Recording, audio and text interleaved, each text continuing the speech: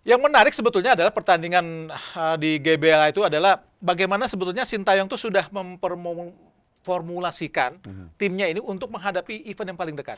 Ini keberanian yang luar biasa sih menurut gue apa yang ditampilkan oleh seorang Sintayong, karena menghadapi tim yang levelnya di atas kita bisa berani bermain 4 back dengan pola menyerang. 4-3-3 ini strategi menyerang loh. Sangat Sangat beneran. menyerang. Dalam agenda tim nasional tentunya AFF Desember. Desember. Nah, ini bagaimana persiapan apa yang memang harus dibenahi oleh Sintayong?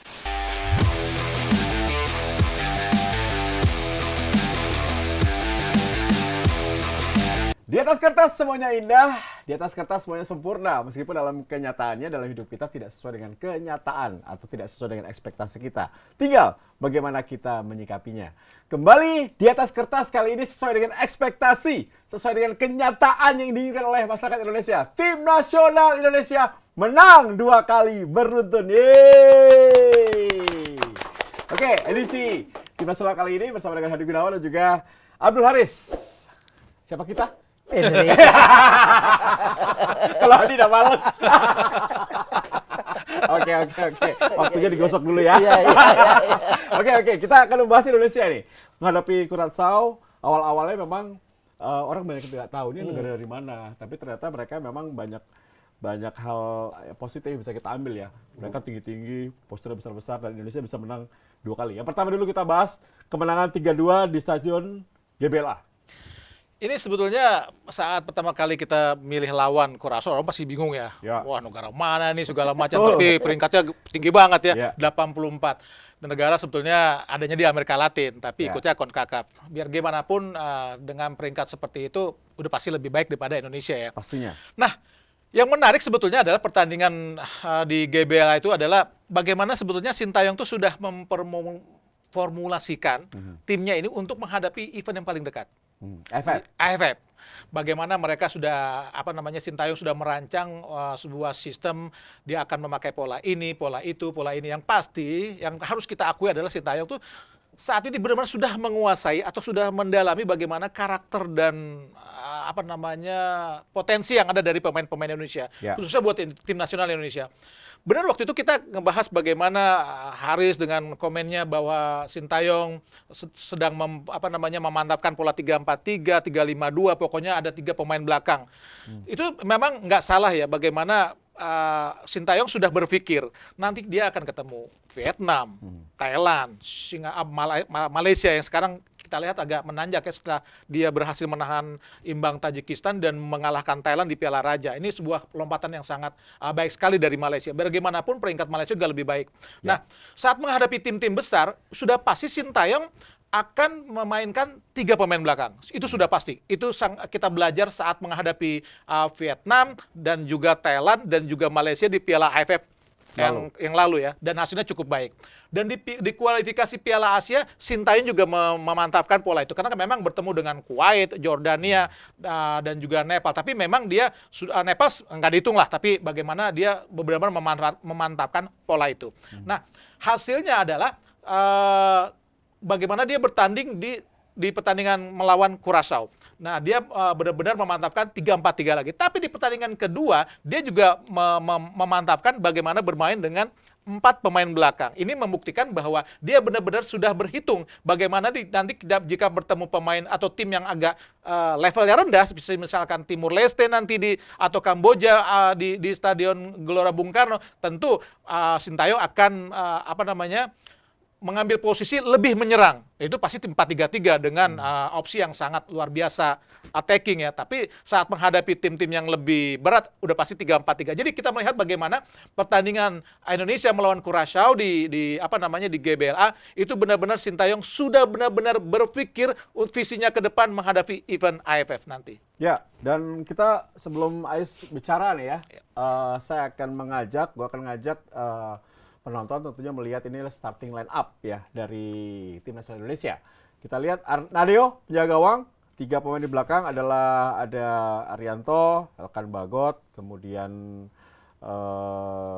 Fahrudin. Arhan, Fahrudin kemarin ya, yang dan pertama. kemudian kita lihat Arhan.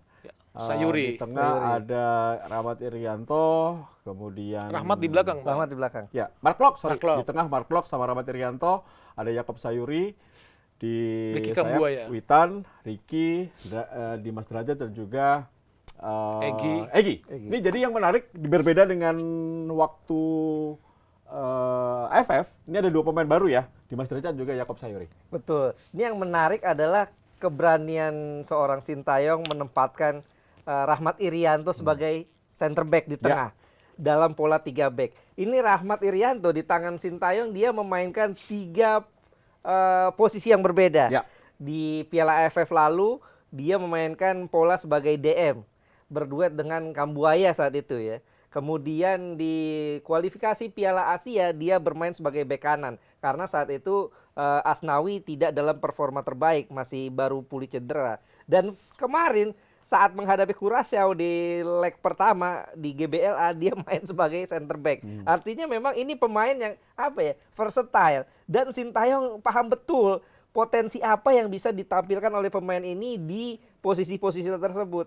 Dan kalau kita lihat apa yang ditampilkan Sintayong ini menarik ya karena dia berani memanggil lagi Yakob Sayuri dan apa yang dilakukan oleh Sintayong memanggil Yakob Sayuri sangat tepat di saat Asnawi sedang tidak fit pemulihan cedera.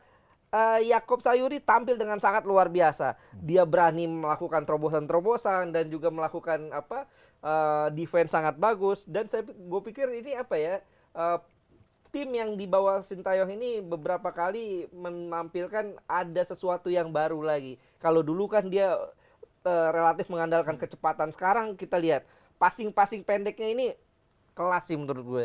Karena kalau kita ingat dulu di eranya Luis Mia kita juga memainkan passing pendek, tapi tidak secepat saat Sintayong pegang. Dan staminanya belum seperti sekarang. Staminanya belum seperti ini. Ini gila sih. Di 2 pertandingan menghadapi Curaçao, kita melakukan high press luar biasa. Pemain lawan dipegang bola di daerah pertahanan mereka sendiri kita press. Ini yang bikin pemain-pemain Curaçao bingung untuk bisa mengembangkan permainan meskipun secara skill pemain-pemain mereka levelnya di atas kita. Tadi Hadi bilang rankingnya 84 dan juga ada beberapa pemain yang main di Eropa. Ada yang main di Birmingham, Boa Vista. 21 pemain pernah main di Eropa semua itu dia. Artinya levelnya ada 2 tingkat harusnya di atas pemain-pemain kita. Tapi body balance bagus. Body balance bagus, posturnya bagus, tulang-tulangnya bagus. kuat gitu loh. Tapi kenyataannya ini dengan permainan passing pendek dan cepat ala Sintayong ini bikin mereka kewalahan dan 2 pertandingan mereka harus takluk. Ini gue pikir dibutuhkan stamina yang luar biasa dan hebat loh. Ini kan persiapan tim ini untuk menghadapi Curaçao ini kan nggak lama kan, kurang lebih seminggu. Seminggu dikumpulin dan sudah bisa mendapatkan fisik kayak gini, ini gila sih menurut gue. Ya, ini kalau kita bahas kita ketinggalan dulu ya. 1-0 dari gol dari Janga. Setelah itu kita unggul. Nah, ini ada satu kelebihan menurut gua. Di tim ini tidak panik, ketinggalan tidak panik, tertekan tidak panik. Mereka berani pegang bola, kuat, berani, ngeyel. Nah, ini lebih bagus dibandingkan tim sebelumnya. Ya itu makanya gue bilang, apa yang dibangun oleh Sintayong itu benar-benar berhasil ya. Dulu pemain Indonesia dikenal jika sudah ketinggalan 1-0, jangankan pemain-pemain level Asia, pemain Thailand, pemain Malaysia, pemain Singapura, itu benar-benar sudah mengetahui karakter pemain kita. Emosi langsung ketinggalan 1-0, udah pasti main hajar, kartu merah, makin hancur. Nah, udah gitu, udah makin hancur, fisiknya lemah kalau dulu kan. Nah, sekarang apa yang dibangun sama Sintayong, bagaimana membangun fisik mereka, membangun karakter mereka, mental mereka, dan itu benar-benar terlihat di pertandingan melawan Curaçao ini. Mereka bisa mental kuat, tidak cepat menyerah, bagaimana tidak frustasi, tidak gampang emosi. Ini benar-benar suatu pendewasaan yang diberikan oleh Sintayong, sangat-sangat berhasil. Tapi benar apa yang harus bilang, persiapan seminggu, gue pengen juga sih memberikan apresiasi buat klub, bagaimana mereka mampu membina atau menempa pemainnya secara fisik untuk Sintayong tidak terlalu berat lagi untuk melatih fisik mereka. Biar bagaimanapun pemain-pemain yang ada saat ini di Sintayong kan lebih banyak bermain atau lebih lama bermain di klub, sehingga bagaimanapun pemantapan taktik dan juga fisik ternyata di klub sudah mulai agak berhasil dengan pelatih-pelatih fisik mereka yang ada. Saat ini terbukti saat melawan Curaçao 2 kali ya di tanggal 24 dan 27, pemain Indonesia tidak cepat untuk habis energi walaupun bermain dengan intensitas yang sangat tinggi, pressing yang benar-benar di garis pertahanan yang sangat tinggi juga. Ini membuktikan bahwa apa yang dilakukan oleh Sintayong sangat berhasil, dan gue juga harus memberikan apresiasi buat klub di mana pemain Indonesia itu ditempa. Ya, ini juga klubnya mungkin karena di awal musim, bro. Ya, jadi belum terlalu capek, belum banyak yang cedera. Jadi Bisa masih jadi. seger. Kalau di akhir musim belum tahu nanti. Dan gue lihat juga dari 2 kali main menghadapi Curaçao ini, kita pemain-pemain kita lebih cerdas loh. Biasanya kita menghadapi pemain-pemain yang skillful, model pemain-pemain Curaçao itu banyak melakukan tindakan-tindakan yang dalam tanda kutip jorok ya di dalam kotak penalti. Dan kemarin kita praktis 2 pertandingan nggak ada penalti satupun, nggak ada pelanggaran di dalam kotak penalti yang berbahaya. Nah itu harus dilihat dengan sisi Rahmat Irianto loh. Rahmat Irianto dulu saat main di Indra Safri, dia kan main di belakang juga kan. Itu benar-benar jorok mainnya. Ceroboh, berapa kali membuat blunder saat melawan Qatar, kita kalah 6-5 saat itu blunder juga banyak dilakukan oleh Rahmat Irianto. Tapi sekarang ya mungkin kena lambat laun juga mereka berkembang ya, Rahmat berkembang ya, makin dewasa dan bermainnya lebih pintar dan lebih cerdas, bagaimana tidak lagi cepat melakukan kecerobohan atau blunder, dan kita lihat memang pendewasaan atau kedewasaan yang ditunjukkan oleh Rahmat Irianto sangat berkembang menurut gua. Ya, kalau kita lihat juga Elkan Bagot ini memberikan satu ketenangan ya di belakang. Nah, tinggal pasangannya nih masih dicari-cari. Betul. Lu lebih nyaman nggak ketika dia dengan Fahrudin atau dengan Rizky Ridho? Ya kalau gue pikir sih kalau idealnya 3 back ini Elkan 1 ya pasti ya. Kemudian di tengah ini bisa Rizky Ridho atau si Rahmat Irianto. Sementara satu lagi Fahrudin. Tapi ini kan lain cerita nanti kalau datang Jordi Amat. Satu posisi pasti Jordi Amat. Kalau main 4 back di belakang, tentu yang 2 di tengah ini pilihan utama adalah Elkan Bagot dan juga Jordi Amat. Sementara bek kanan kiri mungkin Asnawi dan Arhan. Dan Irianto ini bisa didorong kan, dia bisa bermain di mana saja, bisa sebagai bek kanan, bisa sebagai gelandang bertahan, bisa. Sementara yang Fahrudin dan Rizky Ridhonya mungkin nanti harus bersaing untuk bisa masuk di tim inti ini. Sebetulnya gue kalau ngeliat Elkan Bagot itu memberikan rasa ketenangan tuh saat lawan memberikan umpan-umpan silang. Itu kan suatu kelemahan yang paling mencolok dari tim nasional Indonesia. Bukan hanya tim nasional lah, seluruh tim Indonesia atau pemain Indonesia sangat lemah. Baik pemain belakang atau juga kiper. Itu mengantisipasi umpan-umpan silang. Nah, keberadaan Elkan Bagot menurut gue dengan postur 196 cm memberikan ketenangan saat mendapatkan umpan-umpan silang. Tapi kita juga harus melihat bagaimana Bagot bermain, kerap kali tertinggal saat melawan speed. Asal jangan diajak lari. Kemarin waktu lawan Curaçao, gol kedua atau kedua. Kita lihat itu sebetulnya Elkan Bagot salah di situ. Kalah lari, dan pemain belakang Indonesia juga telat untuk menutupnya. Harusnya temannya bisa cover ya. Nah, makanya si Sintayong itu memberikan satu pemain yaitu seperti Rahmat Irianto untuk bermain seperti libero, maksudnya dengan didampingi oleh Fahrudin dan Elkan Bagot. Elkan Bagot dan Fahrudin kan lebih banyak untuk marking lawan ya. Sedangkan Rahmat Irianto kita lihat agak berdiri bebas. Dia bermain seperti libero lah untuk mendapatkan bola, mengatur, membuild up serangan. Itu bermula dari Rahmat Irianto. Tapi maksud gua Elkan Bagot benar-benar harus didampingi orang yang bisa mengcover posisi dia, karena kerap kali ketinggalan, apalagi melawan tim-tim kayak Vietnam atau Thailand yang memiliki kecepatan nggak kalah dengan pemain kita. Menurut gua Elkan Bagot harus benar-benar mengantisipasi hal tersebut melawan tim-tim Asia kita. Ya, semua orang juga kemarin berpikir ya, wah nggak ada Asnawi nih, lemah nih. Ternyata Yaakob Sayuri lumayan bisa menjadi pilihan lah ya untuk persaingan dengan Asnawi. Iya, Yaakob Sayuri memang awal-awalnya agak-agak sedikit canggung dia mainnya, tapi pas di babak kedua dia tampilnya sering Spartan. kalah posisi juga. Betul, salah posisi di babak pertama, tapi babak kedua dia Spartan dan bisa menunjukkan bahwa dia nggak kalah sebetulnya sama Asnawi. Dan ini kalau gue pikir bagus ya buat persaingan dengan Asnawi, sehingga Asnawi tidak jadi satu-satunya pemain pilihan. Dia punya pesaing di sana. Apalagi nanti Sandy Walsh bisa masuk. Sandy Walsh kalau nggak salah kan back sayap juga. Sen Patinama juga sayap loh. Betul. Ini menjadi persaingan yang sangat ketat buat timnas kita dan ini bagus buat Sintayong. Dan gue pikir juga salah satu kekuatan utama Sintayong memang di sisi sayap. Baik dia memainkan pola 4 back atau 3 back, sayapnya tetap menjadi kekuatan utama. Dia kalau kita lihat posisi utama dalam membuild up serangan diawali dari sisi sayap biasanya. Dan tengahnya udah tenang ya, aman betul. ya. Ya maksudnya benar, keberadaan Sayuri memang harus ya, soalnya bagaimanapun jangan sampai nyaman tuh pemain untuk di posisi itu. Ya, harus ada persaingan di harus satu ada posisi. persaingan. Karakter pemain Indonesia itu kan gitu. Kalau datang satu pemain yang menyaingi langsung, aduh.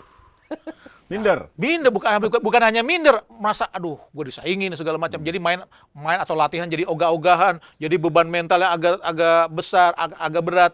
Menurut gue dengan keberadaan pemain-pemain sangat banyak di tiap posisi itu sangat bagus. Jangan sampai nyaman pemain itu ada di posisi seorang diri. Itu bahaya menurut gue.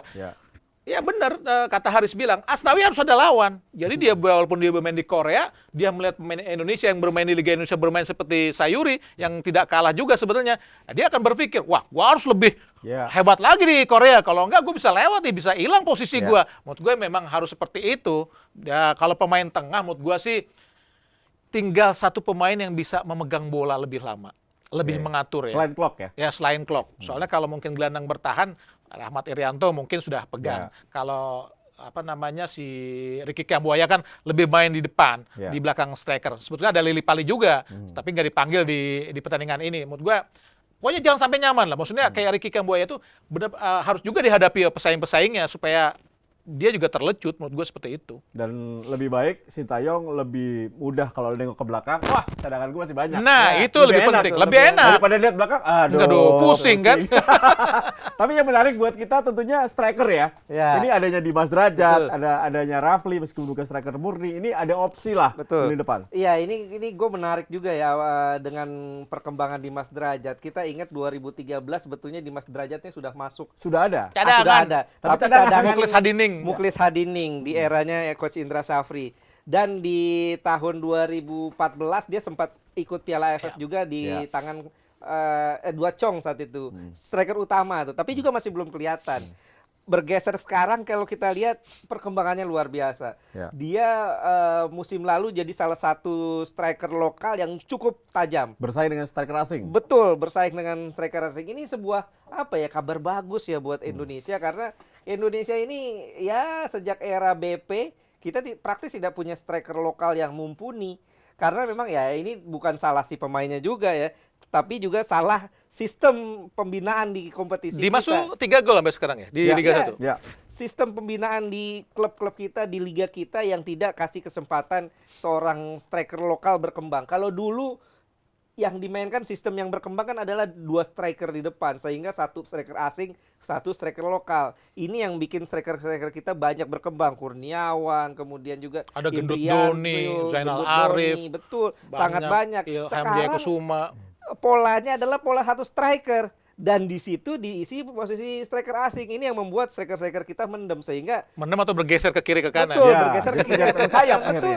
Bahkan Dimas Derajat juga di klubnya lebih banyak. Semua segala macam Kusoi dia minggir semua. Banyak bermain di sayap dan untungnya alhamdulillahnya Dimas Derajat saat ditempatkan sebagai nomor 9 dia mampu menunjukkan kelasnya. Ya, sehingga kalau lo lihat di pertandingan pertama, kekurangan kita apa? Kita kebobolan 2 gol, ini juga harus jadi catatan loh. Pasti. Ya, menghadapi lawan yang memang di atas kertas, memang di atas kita ya.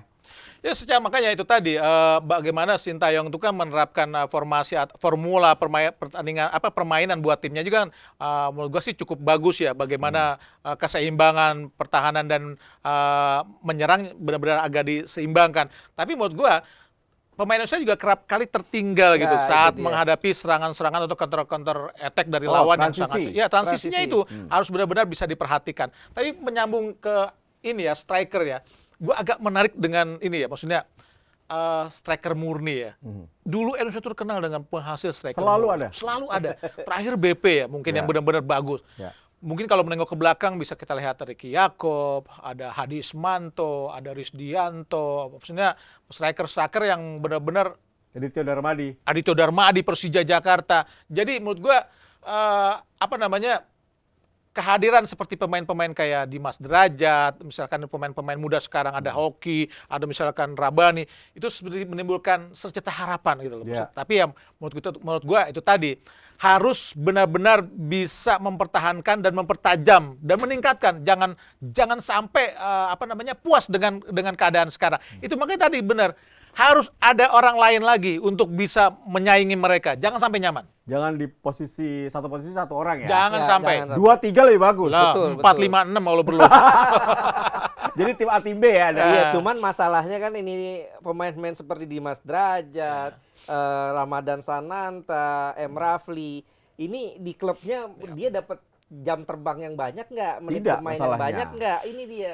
Kalau seandainya dia bagus di timnas sekarang, kemudian di balik di klub dia banyak duduk di bangku cadangan, ya habis juga. Benar-benar, maksud gua gini, pelatih klub memang harus memberikan kesempatan kepada striker lokal untuk bisa bersaing. Tapi menurut gua, striker lokal jangan manja, maksud gua, jangan mengharapkan belas kasihan dari pelatih untuk bermain. Maksud gua saat latihan, ya tunjukin dong. Dari latihan udah menunjukkan diri. Nah, menunjukkan diri bahwa dia mampu bersaing dengan pemain asing. Dan saat dipasang, benar-benar tunjukin bahwa saat gua main, ternyata gue lebih dari pemain asing nih. Nah, gue jadi pemain inti kan. Nah, itu maksud gue yang harus dilakukan. Zaman BP, saat pola berubah menjadi satu striker pun, BP bisa tetap paten di posisi itu maksud gue. Walaupun saat Indonesia bermain dengan semua klub bermain 3-5-2. Udah pasti striker kita satu lokal ada di situ. Kayak 4-4-2 ya. Maksud gue seperti itu. Tapi saat bermain satu striker tunggal, toh BP juga masih bisa bersaing. Maksud gue tunjukin seperti itu. Jadi jangan manja lah, maksud gue. Ya. Ramadan Sananta juga nih, striker baru dari PSM Makassar juga dicoba ya. Betul. 10 menit, 15 menit. Nah, lu lihat gimana prospeknya bagi striker muda ini? Iya, di pertandingan pertama kan dia main cuma 16 menit tuh. Masuk di babak kedua ganti Dimas Derajat. Cedera. Tapi kabarnya cedera sehingga ditarik lagi. Tapi paling enggak dari 16 menit yang dia tunjukkan dia mampu bikin satu shoot di situ. Artinya kan memang ini anak punya potensi ya. Tapi memang masih terlalu dini buat Ramadan Sananta untuk bisa apa ya kita bilang bahwa dia oke apa enggak. Sekarang kesempatan buat dia nunjukin nih, dia udah dilihat oleh Sintayong, berarti kan Sintayong sudah menjadikan nama dia salah satu pilihan. Saat dia kembali ke klub, dia harus nunjukin. Oh iya, bisa harus nggak itu. dia bersaing gitu loh. Bisa nggak dia kembali tajam. Kan sekarang kalau nggak salah 3 gol ya Ramadan Sananta di PSM. Dan Everton juga masih cedera. Ini kesempatan buat dia untuk menunjukkan kelasnya lagi, menunjukkan ketajamannya lagi, agar bisa kembali dipanggil oleh Sintayong. Oke, di leg pertama menurut lu ada kekurangan nggak bagi tim nasional yang memang sangat mencolok di mata lo? Ya kalau gue pikir Menang sih, 3-2 ya? iya, beberapa kali betul kata Hadi, sering ketinggalan transisi dari menyerang ke bertahannya itu agak lambat. Dan kemarin kan kalau kita lihat dengan pola yang di leg pertama ya, di GBLA 3-4-3, kadang-kadang ini dua holdingnya Mark Locke dan Kambuaya kan dua-duanya di depan nih. Sehingga saat counter attack tengah kosong tuh. Langsung bertemu dengan 3 pemain belakang, atau kadang-kadang kalau kita dalam posisi corner kick, yang di belakang nih biasanya Yakob Sayuri ya. Karena Bagot ada di depan dan Fahrudin untuk mengaksimalkan bola-bola sudut. Kadang-kadang ini yang transisi ini yang telat sekali dibangun oleh para pemain kita, sehingga salah satu gol dari Curaçao kan serangan balik. Telatnya transisi bertahan kita dari menyerang ke bertahan kita. Ya selain transisi yang menurut gua kurang cepat dan kurang rapat, harus diakui juga ya untuk memegang bola Indonesia itu tidak sekuat sampai saat ini. Tapi berani bro. Ya berani, tapi maksud gue tetap belum sekuat apa yang dilakukan oleh Vietnam atau Thailand. Ini benar-benar harus mengantisipasi hal itu jika bertemu nanti di Piala AFF, khususnya melawan Thailand nanti ya di Piala AFF. Tapi kita bermain di GBK harus memaksimalkan itu. Nah itu harus benar-benar diperkuat lagi karena pemain Thailand terkenal sangat kuat untuk memegang bola. Itu sangat berbahaya jika pemain Indonesia tidak mampu meladeni apa yang dilakukan oleh Thailand. Tapi kita tetap biar bagaimanapun kita tetap punya keunggulan ya. Maksudnya kita memiliki pemain-pemain yang sangat cepat dan itu diakui oleh tim Thailand atau pemain-pemain Thailand. Mereka sangat takut untuk menghadapi kecepatan pemain-pemain Indonesia dan kengototan pemain-pemain Indonesia. Maksud gue itu adalah salah satu modal dan kunci bagaimana kita nanti bisa sukses di Piala AFF nanti ya jika kita bertemu Thailand atau melawan tim-tim berat. Dan itu harus dimaksimalkan benar-benar sebagus mungkin buat Indonesia. Seperti itu. Gue juga kalau dari gue lihat ini kemenangan strategi dari Sintayong. Ya. Jeli membaca permainan, jeli melakukan pergantian pemain. Sehingga kita tertinggal, kita mampu bangkit dan bisa menang 3-2. Iya, kalau gue pikir kan memang ini pilihan menghadapi Curaçao kan ini targetnya jangka panjang kan. Curaçao punya postur tinggi, punya skill bagus, pegang bola, individunya juga bagus. Ini kalau kita lihat sepertinya Sintayong mempersiapkan tim kita, timnas Indonesia untuk bisa menghadapi tim-tim dari negara-negara Arab. Karena kan pemain-pemain Saudi tinggi-tinggi, skillnya bagus, postur bagus, pegang bola bagus. Dan itu terlihat di Curaçao ya, meskipun beda benua. Dan kalau kita lihat juga kan sebetulnya kalau kita menang menghadapi Curaçao, ini secara catatan kita sebelum menghadapi Curaçao kita sudah 6 kali menghadapi tim dari zona CONCACAF dan kita nggak jelek-jelek banget. Betul. Ada 2 kali kita kemenangan menghadapi Jamaika dan Guyana ya. Dan kita juga sempat bikin Amerika Serikat tertahan. Piala Presiden 83 saat itu. Wah, lama banget. Dan kecil gue itu. Dan kita juga pernah nahan Puerto Rico. Ya. Artinya memang menghadapi negara-negara CONCACAF yang pressingnya nggak high pressing, kita masih bisa berkembang gitu. Sekarang catatannya adalah bagaimana kita menghadapi tim-tim dari ras kuning, Korea, Jepang, Vietnam termasuk ya, walaupun Vietnam dari Asia Tenggara yang punya permainan pressingnya ketat. Thailand juga termasuk. Ini yang harus bisa diantisipasi oleh Sintayong. Bisa nggak pemain-pemain kita kembali menampilkan performa seperti saat menghadapi Curaçao ini? Ya. Dan menghadapi Curaçao, gue rasa sebuah modal yang sangat penting saat Betul. menghadapi Arab. Nggak terlalu jauh kok. Tipenya bermain dengan pemain-pemain seperti dari Kuwait atau kita melihat kualifikasi kemarin ya, bagaimana aksi individu yang dilakukan oleh pemain Curaçao pun menurut gua bagus seperti pemain Arab lah modalnya, skillful semua segala macam. Dan itu menurut gua modal penting untuk menghadapi event yang lebih besar nanti di Piala Asia. Menurut gua sih memang target puncaknya pasti di Piala Asia ya. Target antaranya di Piala AFF. Ya mudah-mudahan sih Sintayong bisa memformulasikan bagaimana menghadapi 2 event ini. Yang pasti sih kita akan mengharapkan dia sukses di di AFF. Tapi menurut gua kalau ngelihat bagaimana Sintayong ya memaintain atau membuat tim ini, gua rasa sih ke final lagi bukan sesuatu yang mustahil. Juara dong, masa final mulu. Ya kalau sudah di final harus juara lah. Kalau menurut gua sih seperti itulah. Soalnya sudah punya modal penting. Soalnya Sintayong sudah bagaimana mengetahui karakter pemain kita, potensi pemain kita. Makanya sekarang Sintayong sudah agak leluasa untuk menciptakan strategi dan juga formasi yang cocok buat pemain-pemain Indonesia atau tim nasional Indonesia. Sehingganya Sintayong juga sudah pernah melawan Vietnam, sudah pernah melawan Thailand, Malaysia atau Filipina dan Malaysia, Singapura. Itu suatu model bahwa Sintayong sudah tidak asing lagi nih untuk menghadapi tim-tim di Asia Tenggara. Nah, tinggal nanti setelah sukses di AFF kita akan bagaimana di target puncaknya di Piala Asia. Menurut gua strategi yang sangat bagus dari sini. Iya, kalau gue pikir yang patut diantisipasi selain Thailand dan Vietnam di Piala AFF adalah Malaysia. Ini Malaysia sejak ditangani oleh Kim Pan-gon, pelatih asal Korea Selatan, mereka berkembang pesat. Mereka bisa kalahin Thailand di Piala Raja kemarin yang bikin Mano Polking tuh media Thailand menghujat Polking, permainan jelek dan segala macam. Ini yang gue pikir harus diantisipasi karena Kim Pan-gon kita tahu orang Korea kurang lebih sangat mengenal ya bagaimana gaya bermain Sintayong. Ini yang harus diantisipasi. Sama-sama kenal lah. Sama-sama kenal. K-pop kayaknya. Pelatihnya Korea semua ya. Betul. Dan juga Vietnam ya. Ini kan kemungkinan tahun terakhirnya Pak Hang Seo bersama timnas Vietnam. 2-3 tahun terakhirnya juga Sintayong loh. Sama-sama diperpanjang ya dua-duanya. Setelah kita ngomong sini, ketua PSSI langsung memperpanjang. Betul.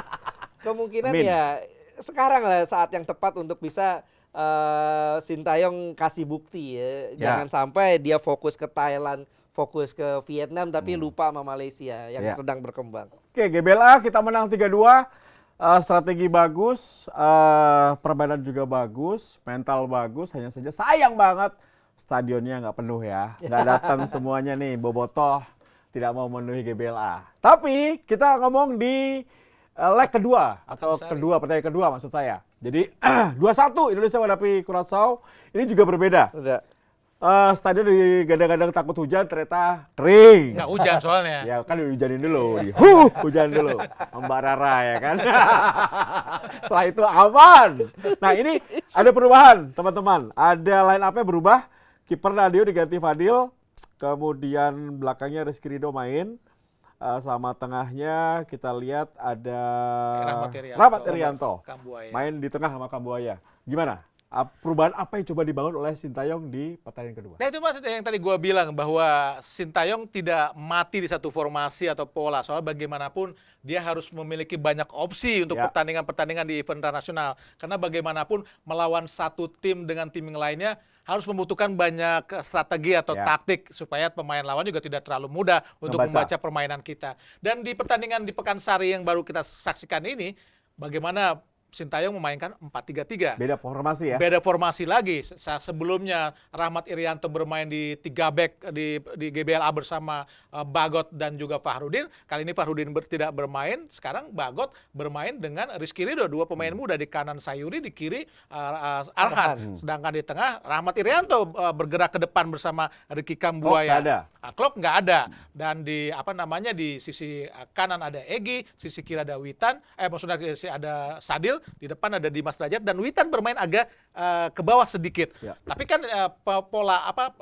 posisi yang dimainkan Witan saat ini di pertandingan ini sebenarnya pernah dimainkan di AS Trensin. Dia dimainkan sebagai striker. Walaupun menurut gua Witan agak kesulitan ya bermain di Eropa sebagai striker karena back mereka gede-gede banget. Susah untuk Witan yang hanya 171 cm untuk menghadapi back-back yang sangat besar. Nabrak dadanya ya? Nabrak dadanya.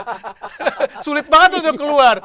Tapi menurut gua untuk menghadapi tim Asia Tenggara bisa lah so-so lah posturnya walaupun ada juga yang tinggi, tapi kita menghadapi dengan kecepatan dengan pemain-pemain Indonesia lainnya yang memiliki kecepatan yang sama. Dan ini menurut gua benar-benar dimainkan oleh Sintayong menghadapi Curaçao, benar-benar bisa memainkan unsur yang menjadi kelebihan pemain kita. Kecepatan, sebuah kecepatan yang memang sangat diakui sejak zaman dulu, sejak zaman Ramang atau zaman pelatih tim nasional Indonesia yang pertama kali dari Singapura, Ong Sung Sung tuh segala macam. Jadi memang menurut gua Indonesia harus bisa mengandalkan kecepatan yang dimiliki para pemain Indonesia. Tapi lo lebih suka yang pertandingan pertama atau kedua?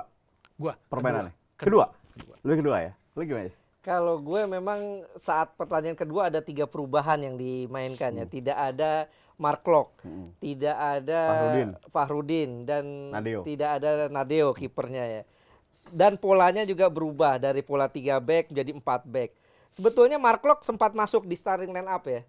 Namun di last minute dia diganti karena kabarnya sakit. Diganti oleh Ricky Kambuaya sehingga Ricky Kambuaya berduet dengan main di tengah bareng Witan dan juga Rahmat Irianto. Dan Witan yang cenderung lebih ke depan ya, lebih nyerang. Dan kalau gue pikir ini keberanian yang luar biasa sih menurut gue apa yang ditampilkan oleh seorang Sintayong, karena menghadapi tim yang levelnya di atas kita bisa berani bermain 4 back dengan pola menyerang. 4-3-3 ini strategi menyerang loh. Sangat menyerang. Harus bisa pegang bola, harus bisa nyerang cepat ke depan, dan walaupun main 4-3-3 polanya nyaris-nyaris mirip ya dengan high press. Kita pressing bisa dikikir 3/4 lapangan ya. Pemain pegang bola di daerah mereka kita press. Dan hasilnya walaupun dengan pola seperti itu, ini stamina juga masih tetap luar biasa. 91 menit kita masih bisa berani kejar-kejar bola. Dan kecepatan para pemain kita ini bikin pemain-pemain Curaçao bisa dikatakan tidak nyaman. Frustrasi. Main kasar. Bahkan ada harta kartu merah ya.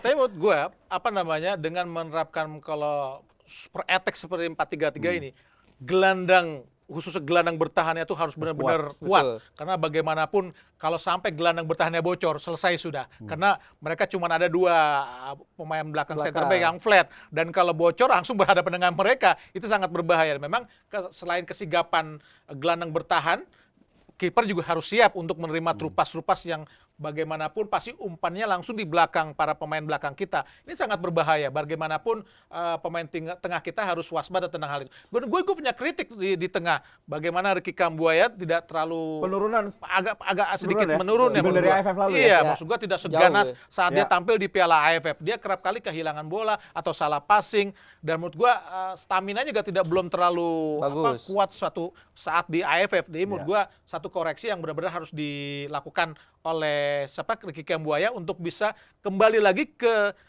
permainan atau performa idealnya saat di Piala AFF. Menurut gue seperti itu. Nih, kalau kalian melihat pemain kita masih suka goreng ya, stylish. Harusnya passing masih dibawa, padahal pertemanan udah posisi membuka ruang. Buat gue itu tadi, bahwa pemain Indonesia itu kadang-kadang suka membuat susah yang mudah. Sendiri. Iya. sesuatu yang mudah dibuat susah menurut gue. Ya itu tadi menurut gue sih masalah ini ya. Kecepatan berpikir, kematangan, kedewasaan. Kadang-kadang menurut gua sesuatu yang sudah harus dilakukan misalnya umpan atau syuting malah digoreng lagi. Jadi kehilangan momen. Menurut gua ya hal-hal seperti itu yang harus benar-benar dilakukan para pemain Indonesia. Jangan terlalu cepat untuk asik sendiri atau meremehkan lawan atau segala macam. Atau show off. Tapi memang menurut gua selain itu memang ada timbul kepercayaan diri pemain Indonesia yang sangat besar. Menurut gue itu gue apresiasi. Tapi menurut gue ya jangan juga sering-sering seperti itu menurut gue. Soalnya kalau di level tertinggi, Jepang, Korea di press itu. Iya, ada pasti di press. Dan kalau bisa bunuh lawan secepat mungkin. Iya, betul. 4 gol, 5 gol selesai. Jangan cepat kehilangan momen. Seperti itu. Dan memang kalau kita lihat saat menghadapi Curaçao kan berapa kali itu pemain-pemain kita saat mau passing karena terlalu lambat langsung di-press. Untungnya pelanggaran ya. Dan Curaçao pressingnya nggak terlalu ketat loh. Betul. Jujur aja. Betul. Masih agak nyantai loh. Mereka kaget sih lawan kita begini. Gue rasa ya. Dan ini negara dari mana ini? Udah jauh ya kan? 150 lebih ya? Betul. Di luar 150 dunia. 155 gitu. Iya. Curaçao 84. Dan memang kalau kita lihat tadi nyambung Ricky Kambuaya ini pemain harus hati-hati. Karena di posisi ini kan sudah muncul Marcelino Ferdinand.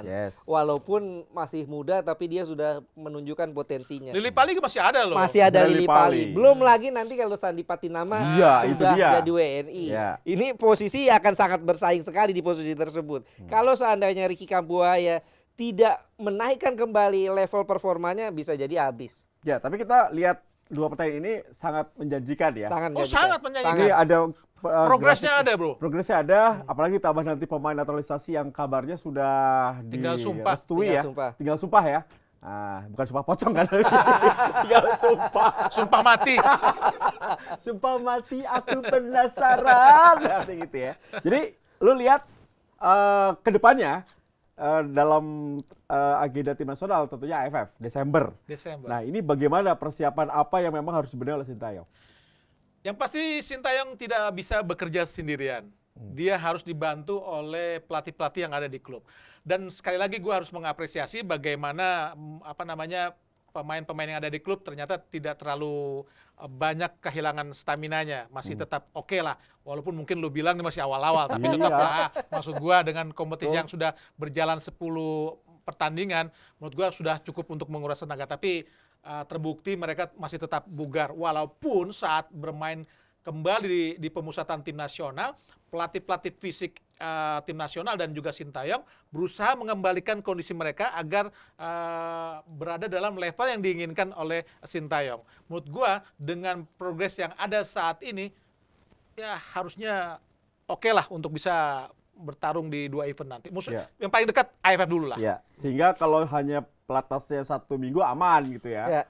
Jangan 1 minggu lah kalau Piala AFF. Maksudnya, kalau stamina terjaga, ketika waktu hanya 1 minggu seperti di Eropa, aman. Gitu, bagi pelatih kan. Kalau di kiri mah jangan. Iya. Tapi kalau gue pikir Sintayong juga harus antisipasi, terutama di Piala AFF. Harus antisipasi jika tidak bisa memanggil pemain-pemain abroad ya. Karena kan cukup banyak Pratama Arhan, Asnawi, Egy, Sandi Walsh belum tentu loh. Sandi Walsh. Ya karena AFF bukan resmi. Betul. Mungkin kalau Jordi Amat bisa ya karena main di Malaysia. Kalau resmi tapi tidak masuk dalam FIFA Matchday. Betul. Sehingga jangan sampai Sintayong pas saat sudah mempersiapkan tim ini ternyata pemain-pemain itu tidak bisa dipanggil untuk masuk timnas di Piala AFF. akan berantakan. Karena apalagi kita tahu Piala AFF ini digelar setelah Piala Dunia. Betul. Sehingga klub-klub di luar kan tentu nggak mau kehilangan pemain terlalu lama. Iya. Betul.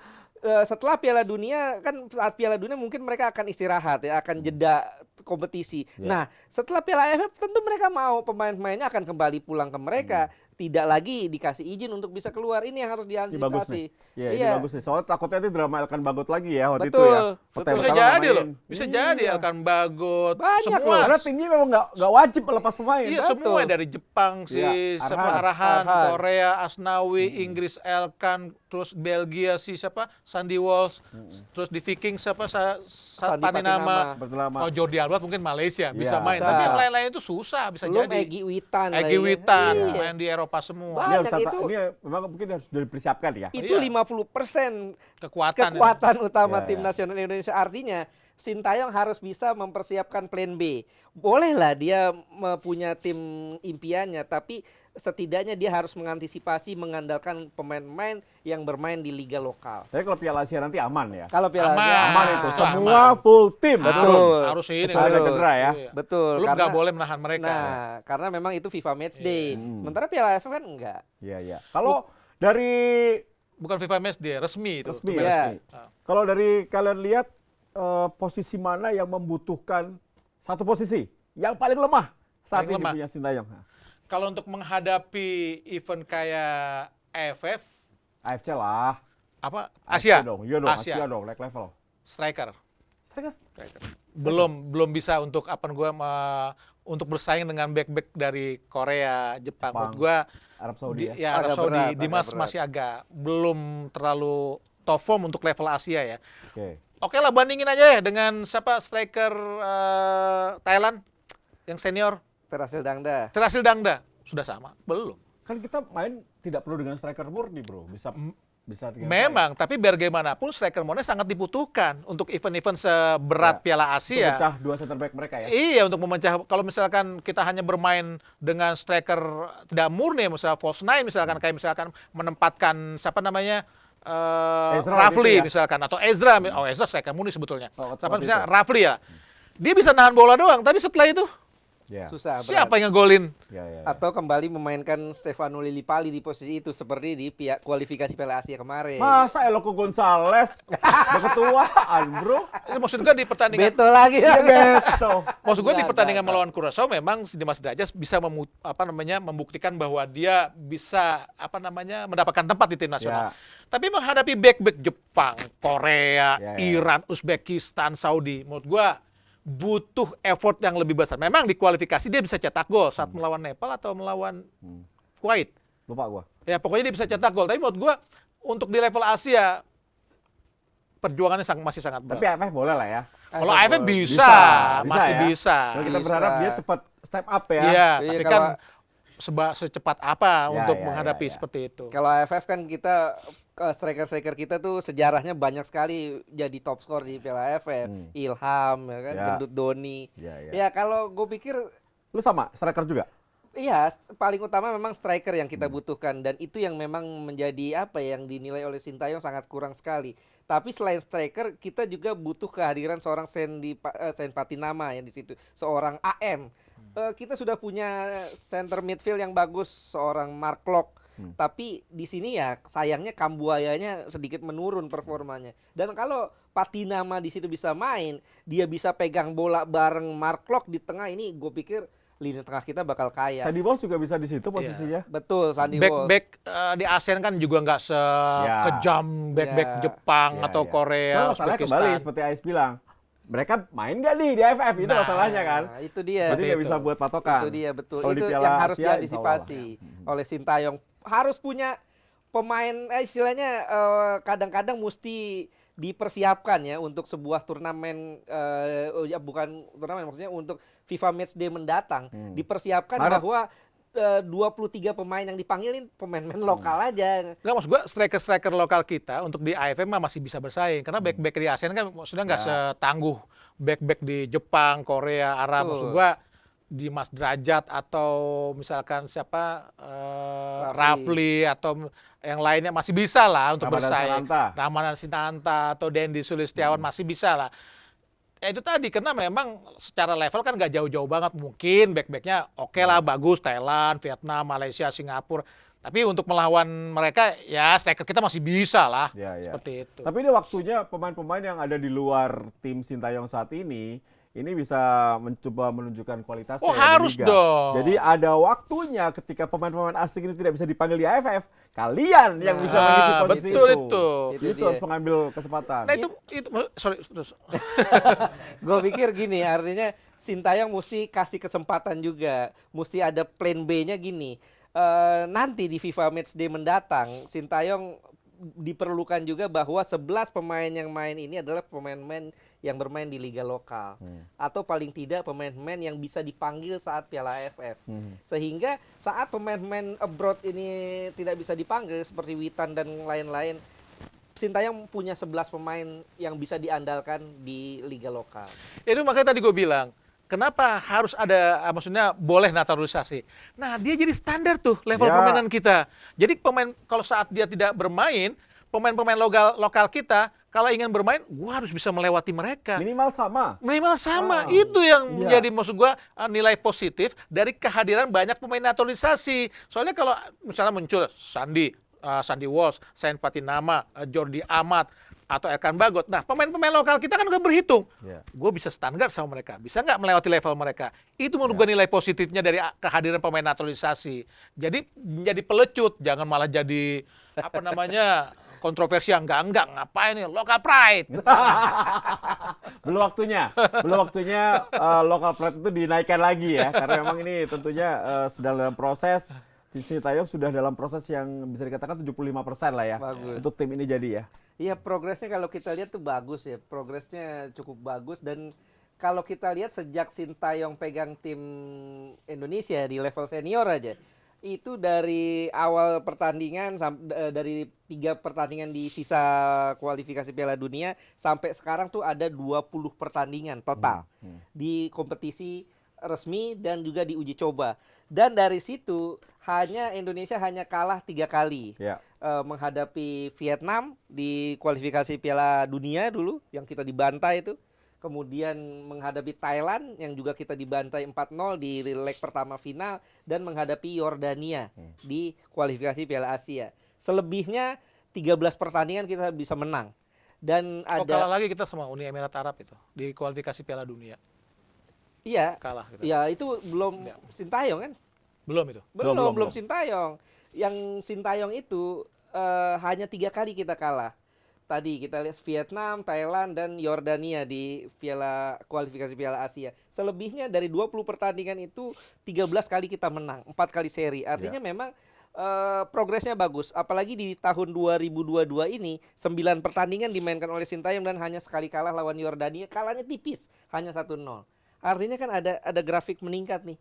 Ya, sampai ketua PSSI juga bilang gue perpanjang sepertinya. Iya, harusnya perpanjang Meskipun dong. belum bicara langsung dengan Sintayong, tapi kabar sudah berhembus termasuk Iya di atas kertas ya. Betul. Jadi kita berharap sih minimal 2 tahun atau 3 tahun lagi lah diperpanjang. Iya, paling enggak 4 lah harusnya. 4, Langsung 4 ya? idealnya 4. Kalau Lebih, dia mau. tapi Dia mau. harga pasti naik tuh. Oke, tapi intinya 2 pertandingan menghadapi Curaçao ini kalian puas ya? Ya cukup puas lah. Ya. Cukup puas. Bagus. Ada Setelah progres melihat soalnya. U20 yang luar biasa kemarin, lihat yang senior bagus. Aman ya. Ada progres soalnya. Ya, tenang. Jadi aman lah di AFF nanti. Ya aman kita. Gol ya kan, yang penting gitu, golnya ke gawang lawan tapi. Oke, terima kasih Hadi dan juga terima kasih Ais. Ya, ini perbincangan yang sangat menarik ya, karena menang 2 Ya, kali loh. betul. Soalnya kita awal-awal kan, ini negara mana Curaçao, ini dari mana? Ini rankingnya pasti naik ini. Iya pasti. Betul, Dan gue 4 lihat tingkat aja sih pasti. Dapat angka 7,41. 7,4, Pasti 1 lebih- kemenangan. Ini kan 2 kemenangan nih. Iya, 153 kemarin ya? enggak. Maksudnya kemarin udah naik kan jadi 153 karena dapat poin 7,41. Sekarang dapat lagi 7,41. Kemungkinan 151 kita nih. Bisa jadi 151, 150. Betul. ya di atas 150. Nah, untuk kedepannya menurut kalian ini ada polemik. Ada teman-teman wartawan, teman-teman pelatih mengatakan harusnya lawan langsung level 50 dunia. Ntar Gue dulu. bilang sih belum ya. Jangan dulu, Ya jangan emosi. pelan-pelan lah. Iya, Nggak ini- semua tiba-tiba kita langsung makan obat yang keras nih. Nggak? Betul, 100 besar dulu lah. Nggak Oke. usah, Kalau 50 mah janganlah dibantai yang ada. Ya pelan-pelan lah. 50 50 kan udah, maksud gua pelatih kan punya punya Porsi. perhitungan tersendiri untuk membuat timnya tuh menjadi bagus gitu loh. Iya. Kalau misalkan nanti mau bertanding di level Asia misalkan, oke lah mendekati itu kita melawan tim yang peringkatnya 50 karena Jepang atau Korea atau Iran kan peringkatnya sudah lebih bagus atau Australia misalnya segala macam. Dan untuk menghadapi di AFF nanti kan levelnya juga nggak terlalu segitu banget. Tapi perlu juga sekali-sekali nanti sudah timnya agak kuat melawan tim yang seperti itu. Oke lah, tapi jangan juga pas mendekati turnamen melawan tim yang nggak berat. Mendekati turnamen melawan tim berat kita dibantai, mental jatuh lah. Bahaya seperti itu. Lawan Italia sekalian. Ya ngapain di Piala Dunia? Ayo ketemu di GBK gitu kan. Dibantai sama Italia. Tapi gue datang pasti. Enggak, bukan. Ngomong-ngomong kalau misalkan bayar tim 50 atau 20 kuat bayarnya. Enggak muat lah pasti. Tapi ke Indonesia mah harusnya ada duit, bro. Gitu. Tinggal mau enggak gitu. Menurut lo 50 dunia? Jangan dulu. Step by step lah. Paling enggak kalau mau naik dikit 70 lah. 71, 72 kayak gitu lah. Dulu lah. Besar. Kan ini 84 kan. 84 oke lah. 80 ya 70-an masih oke lah. Tapi kalau udah naik ke sana, aduh. Ya, Tajikistan, Kirgistan masih bisa. Masih bisa lah. Tuh, ya kan? Masih bisa. Oke. Kita berharap ini grafiknya akan terus meningkat ya. Amin. Karena Pastilah. kita akan semangat terus membahas. Kita akan memberikan kritikan kalau memang jelek. Kita akan puji kalau memang bagus gitu. Jadi nggak mengada-ngada gitu. Ya, Masa objektif puji ya. terus? Kita puji Sintayong karena bagus gitu. Kemenangan 2 laga timnas senior Indonesia menghadapi Kuratsao membuat kita bangga pasti. Memang di atas kertas ranking Indonesia masih jauh di bawah Kuratsao, tapi di atas kertas atau di atas lapangan Sintayong mampu membentuk mental dan karakter tim. Karena itulah tugasnya seorang pelatih, bukan hanya memberikan ilmu kepelatihan tapi juga bagaimana ilmu kehidupan bagi seorang pemain. Jadi dia punya attitude yang bagus di lapangan. Itu yang kita perbincangkan hari ini. Jaya terus sepak bola Indonesia. Jaya terus tim nasional, perpanjang kontrak Sintayong. Makasih Edi Gunawan, terima kasih Abdul Haris. Kita ketemu lagi di atas kertas episode berikutnya. Tentunya di Nugroho kali ini. Sadap.